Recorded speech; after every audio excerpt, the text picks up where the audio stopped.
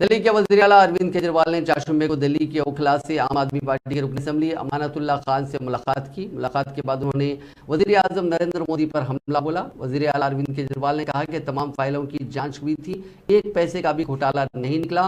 2 साल से हमारे सीनियर कायदीन को गिरफ्तार किया जा रहा है।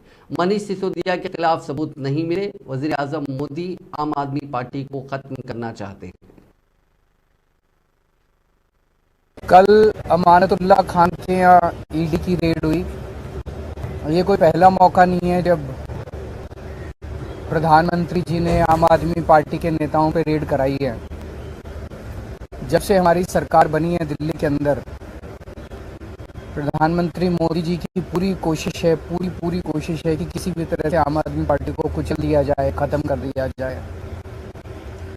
जैसे हमारी सरकार बनी 2015 में, 2016 में इन्होंने शुंगलू कमेटी बिठाई।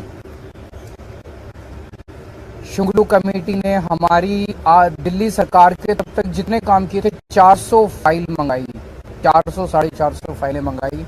सारी फाइलें बड़े बड़े अफसरों ने बैठ के जांच करी और एक पैसे का, नए पैसे का भी घोटाला नहीं निकला। उसके बाद मोदी जी ने हमारे एमएलए के ऊपर झूठे झूठे केस करने चालू कर दिए। हमारे आम आदमी पार्टी के एमएलए पे अभी तक 170 से ज़्यादा केस कर चुके हैं, 170 से ज़्यादा, और उनमें 140 से ज़्यादा केसेस में जजमेंट आ चुके हैं, जिसमें सारे जजमेंट मोदी जी के खिलाफ हैं।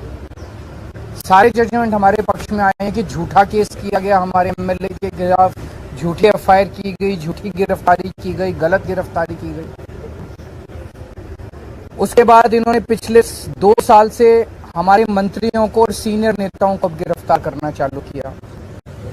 इन्होंने सत्येंद्र जैन को गिरफ्तार किया, इन्होंने मनीष सिसोदिया को गिरफ्तार किया, इन्होंने संजय सिंह को गिरफ्तार किया, इन्होंने कल अमानतुल्लाह खान के यहाँ ईडी की रेड की।